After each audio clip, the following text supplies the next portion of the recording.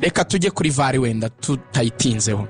Icya mbere ntabwo izakoreshwa ku mikino yose bien sûr kubera ko ntabwo match zose zizabera kuri stade Amahoro, cyo mugomba kwa mukiza. Ikindi gukoresha VAR birahenda, abantu bashobora gutekereza ko ari akantu koroshye, ariko guhenda mvuga ni ukwizera neza kufite angle zose z'amashusho ukeneye kugira ngo ufate icyemezo. Niyo mpamvu ubona n'ahantu henshi muri Afrika badahitamo kuyikoresha, cyane mu marushanwa yose ahantu henshi badahitamo kuyikoresha. Gusa byaba byiza cyane kuri ya mikino y'agapingane ya yindi ifite n'ikintu iri buze kudesida gikomeye mu mipira i Kigali igiye ishyirwa muri stade Amahoro, hanyuma iyo VAR ikifashishwa at any cost ku giciro bisaba, izo mbaraga zigashorwamo. So ikiza wenda kishimirwa cyane nuko biri kugeragezwa.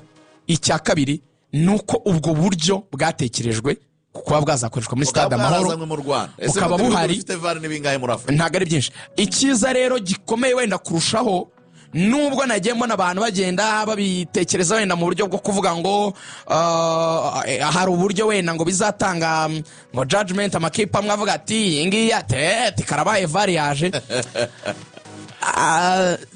Ntabwo 100% n'ubundi VAR ari ikemura ibibazo by'imisifurire abantu babyibeshya. Nko kuri derby igihuza APR na Rayon akenshi bagera no muri stade Amahoro, njyewe ntekereza ko nko kuri ya match in particular abayishyizeho VAR hari ibintu byinshi tubona tutabona.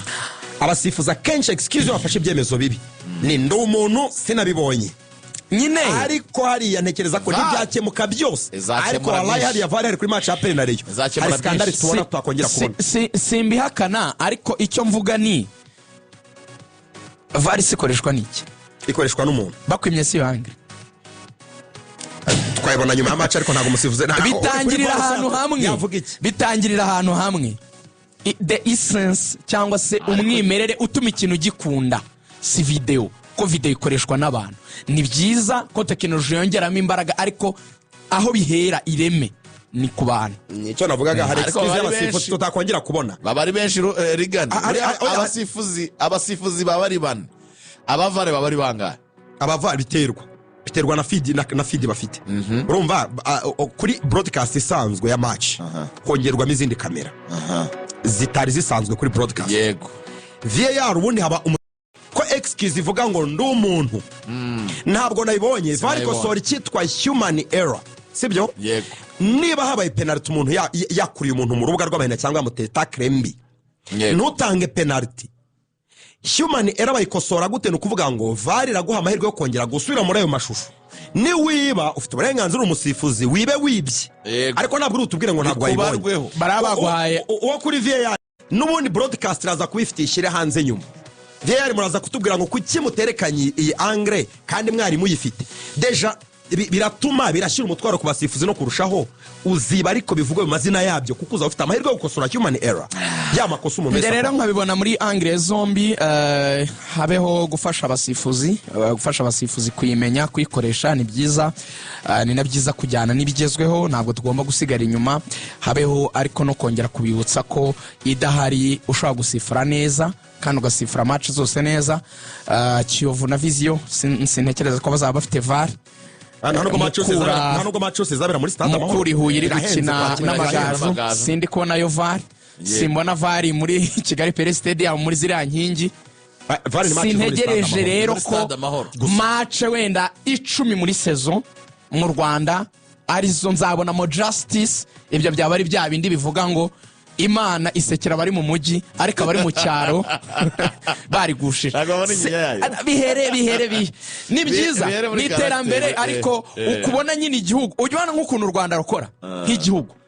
Kumwe umukuru w'igihugu avuga ati abi Kigali bafite imihanda, ariko se abi Muhanga nabo bakeneye uwundi muhanda. Njye simvuga rero ngo basaranganywe VAR kuko irahenze, ahubwo ni ukuvuga ngo abi Kigali hari igihe VAR izunganira, ariko se abakeneye mu ntara no nawe uri umuntu bumunyakuri basifurire neza. Kuri stade Amahoro uko stade Amahoro yari ihenze, binagoye ko amakipe menshi yakira match bigiye guhenda no kurusha ko VAR izongera cost.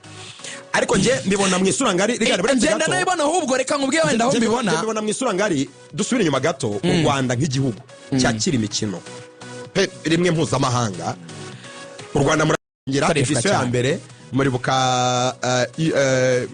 RDB kiyobowe na na Claire na Kamanzi madame Kere Akamanzi habayeho MOU u Rwanda rwasinye amasezerano na Africa Football League murabyibuka Cyane. njyewe ntekereza ko dushobora kuba turimo gutagetinga imikino mpuzamahanga ni icyaha ni y'ibihugu n'amaklub ikomeye na za Champions League hari ibyo dushobora guhostinga VAR igakoreshwa muri Stade Amahoro ariko nanone ntabwo wavuga ngo VAR izagikoreshwa kuri match yabereye muri Stade Amahoro gusa itakira match zose yabereye Huye ntibikunde yabereye Musanze ntibikunde nabyo ntabwo byabiri logique ariko nibura kuri scene mpuzamahanga twa dushobora kwakira Angre imikino y'amakipe y'ibihugu natinzaho key point muri n'ubundi ariko imikino ubanza wumva ikintu cyitwa VAR nuko abantu babyitiranye ntago VAR wewe uburenganzira bwo kwikoresha muri competition itari bukoreshwe hose aho nabanze babyumva sinzi niba icyo kintu abantu bakizi ntabwo bibaho ntabwo VAR sifura match imwe ngo irekinde byaba ari scandal ubundi sinzi niba icyo kintu mutakizi kuko ikintu cyitwa ukuri kw'ibintu ni ukuvuga ngo icyasifuwe cyifashishijwe kuri Reno APR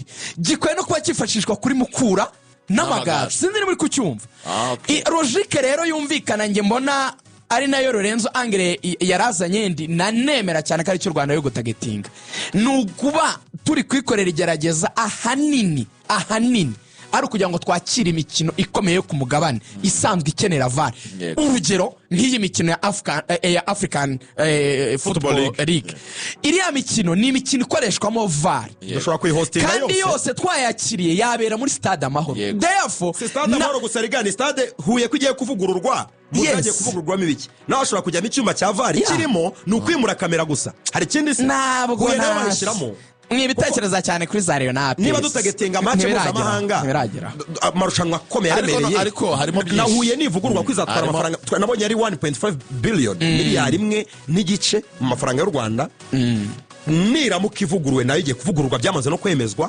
birashoboka ko no bashyiramo icyumba cya VAR ni question ko RBA ajyanye kamera yimurana kamera ikazijyana ni Huye twagira stade ebyiri tuba dushobora kwakira amarushanwa akomeye ariko kuri shampiyona y'u Rwanda aho kwizabera Musanze shampiyona y'u Rwanda izabera Nyagatare izabera Musanze se yabita mu Isimbi na Musanze mu cyamahoro kuri kamera terekeho VAR barazayikiriza shitingi ariko Rutsiro barashaka VAR barabati murasasa moto yakimuduha nawe VAR ni ariko ni byiza ni ikintu cyo kwishimira ko ari tekinoloji yaje yiyongera ni igikorwa remezo cyaje kiyongera mu bindi kwishimira akamaro cya kabiri zatanga ubumenyi ku basifuzi bacu bazaba babona aho bakorera icyo nkanagikunda cyane kizabafasha no kuba neza mu mikino nyafurika rega umusifuzi ashobora kumutoranya ko azajya gusifura kuri VAR muri AFCON akabona tele d'application yaba akora exercice ni ibintu byiza cyane icya gatatu nyine birumvikana ni ukuba ishobora kuzifashishwa mu marushanwa mpuzamahanga byatuma n'u Rwanda iyo rugiye gutanga bid rurimo rurahatanira kuzakira imikino runaka ni kimwe mu byo twamurika bazagenda babigaragaza nk'ibyo bafite bavuga ati twe dufite stade irimo na VAR kandi ikora